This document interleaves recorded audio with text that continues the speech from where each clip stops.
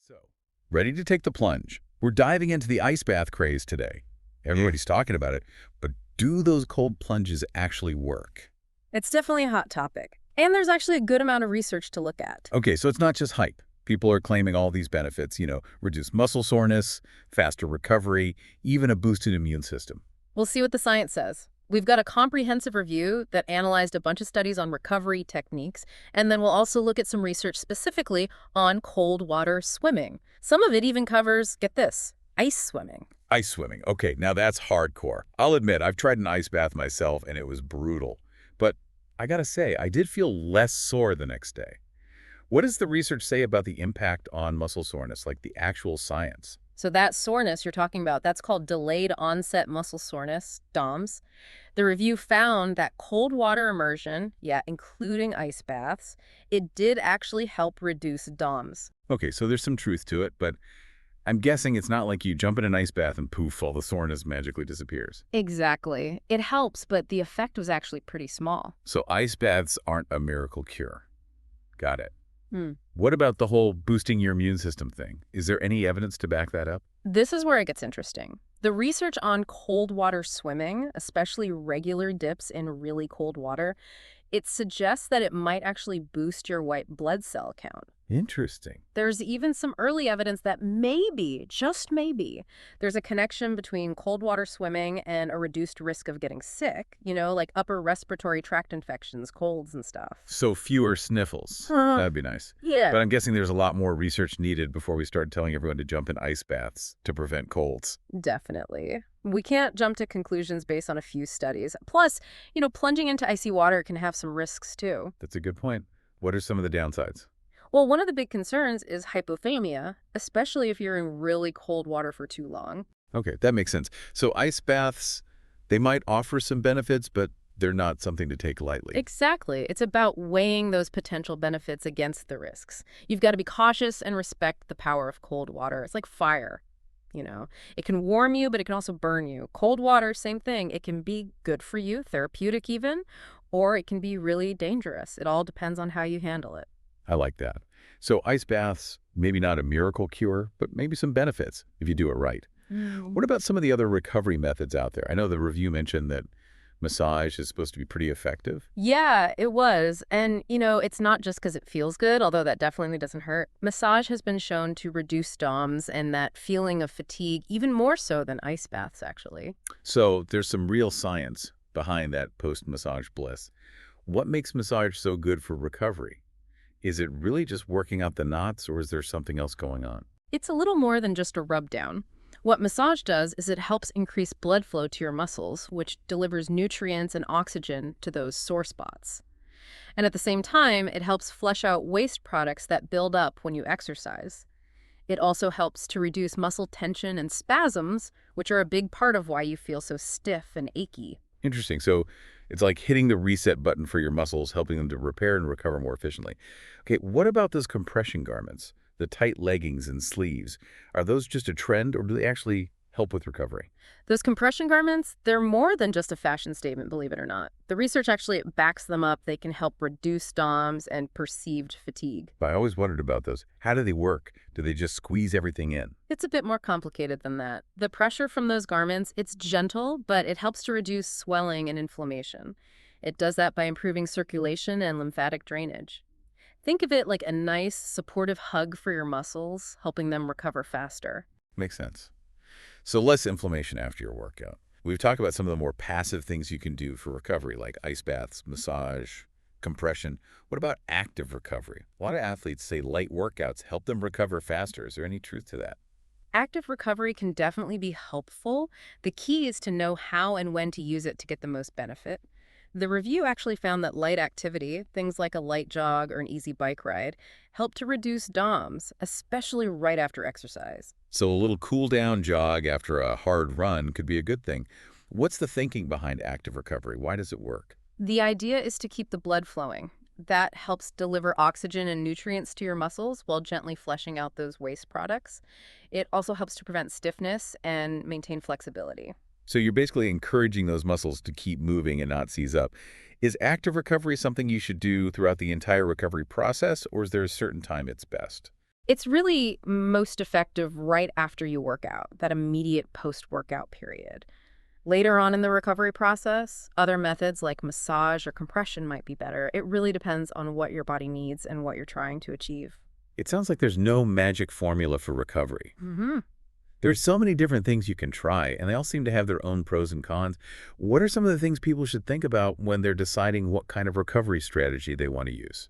Well, the most important thing is to be really honest with yourself about what you're hoping to achieve. Are you mainly focused on reducing muscle soreness? Do you want to improve your flexibility? Are you trying to boost your circulation? So first, you have to figure out what your goals are. What else? Think about your lifestyle, what you have access to, and what you actually enjoy doing. Massage can be amazing, but it can be expensive, and not everyone can afford it or has the time.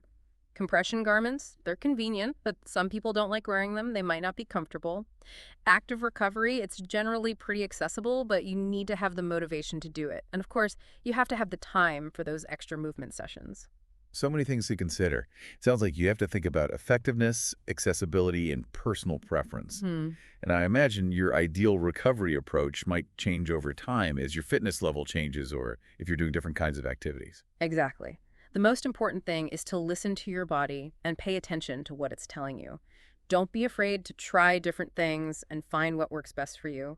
It's okay to change things up as needed. Great advice. Yeah. It's all about that sweet spot where the science meets what your own body is telling you.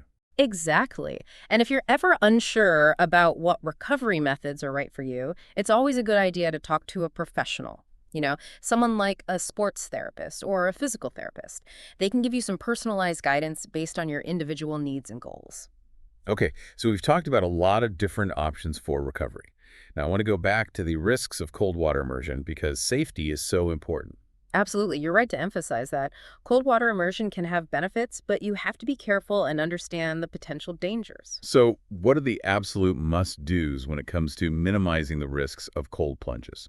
The golden rule, and this is so important, never ever do a cold plunge alone. Always have someone with you, a buddy who can watch you and help if something goes wrong. Yeah, it seems like things can go south pretty quickly in cold water. Having a buddy there for safety seems like it should be non-negotiable.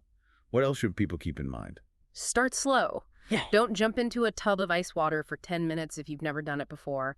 Your body needs time to adjust to the cold. So, no trying to be a hero on your first attempt. Ease into it. Exactly. Start with shorter times and warmer temperatures. As you get used to it, you can gradually increase the intensity. What are some signs, besides that initial cold shock, that people should be aware of? I'm guessing if you start feeling lightheaded or dizzy, it's time to get out. Definitely. Listen to your body the whole time you're in the cold water. If you start to feel any weird symptoms like dizziness, lightheadedness, chest pain, or any trouble breathing, get out right away. And if you need to, get medical attention. Those are clear signs that your body is saying, okay, we're done here. Yeah. It's good to know what those warning signs are. It's always better to be safe than sorry when it comes to cold water immersion. Your health and safety are the most important things. Okay, so we've got our safety tips. Have a buddy, start slow, pay attention to your body. Now let's dig a little deeper into the specific risks. We've talked about hypothermia, but I want to make sure people really understand how serious it can be. It's more than just feeling cold, right? Right. Hypothermia is a serious medical emergency. It means your body is losing heat faster than it can produce it. Your core temperature drops to a dangerously low level, and it starts to affect your organs and how your body functions. And I've heard that the symptoms can be pretty subtle at first. Yes, it can be easy to dismiss the early signs. Shivering, cold hands and feet, just feeling cold in general, those are usually the first things you notice. But as it gets worse, you might start to see changes in mental state. Like confusion or disorientation. Exactly. Slurred speech, stumbling around, lack of coordination, those are all signs that things are getting serious. What should you do if you think someone has hypothermia? I know you're supposed to warm them up, but are there any other steps to take? First thing, get them out of the cold immediately. Then, get rid of any wet clothing and get them to some dry, warm layers. Wrap them in blankets or a sleeping bag, anything to warm them up. Even if they seem like they're getting better, it's always best to call for medical help. Okay, so warmth and professional medical attention, those are the key things. What about those heart risks that come with cold water immersion? We mentioned that before, but can you explain why cold plunges can be dangerous for the heart? It all comes back to that cold shock response. That gasp for air and your heart starts racing. That puts a lot of stress on your heart and your whole cardiovascular system.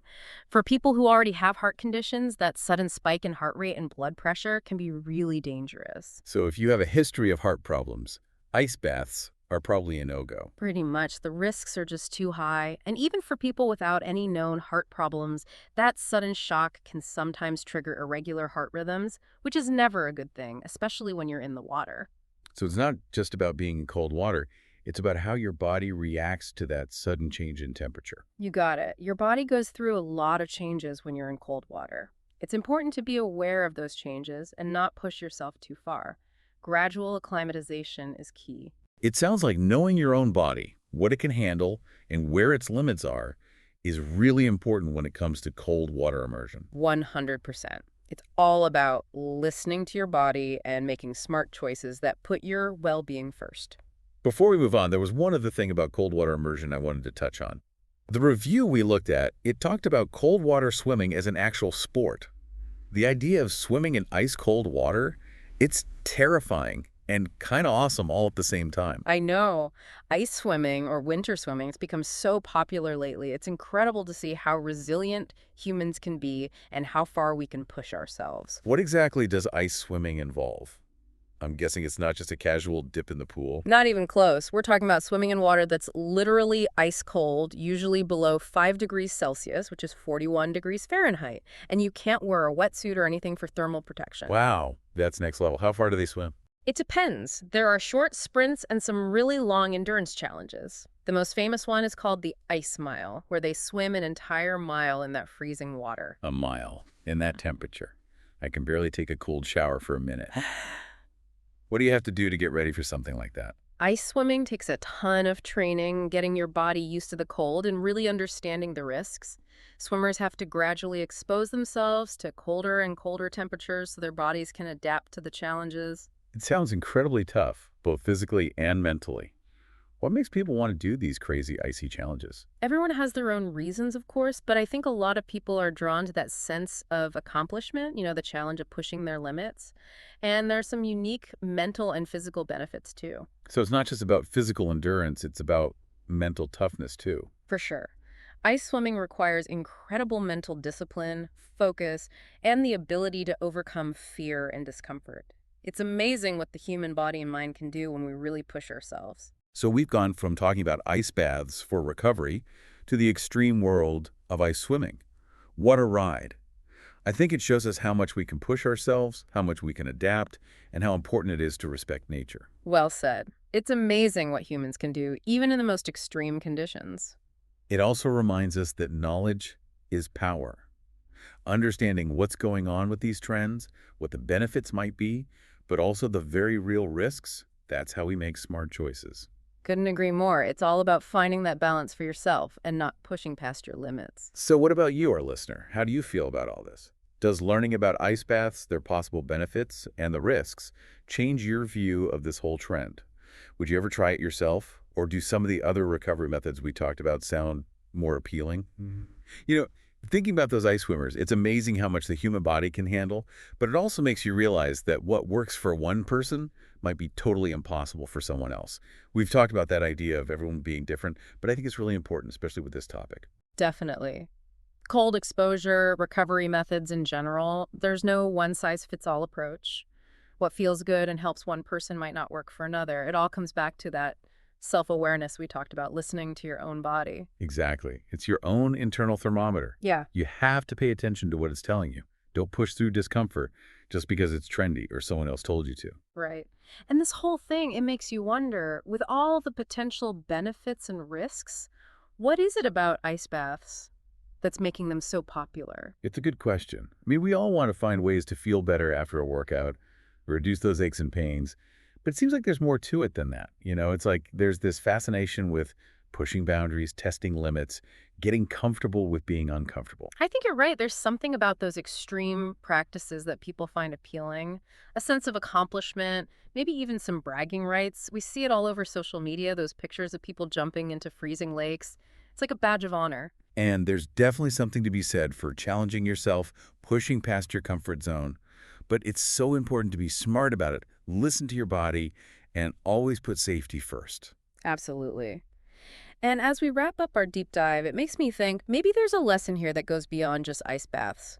What if there's a metaphorical chill that could be good for all of us? I love that. Are you suggesting we all need a metaphorical ice bath? Maybe not literally.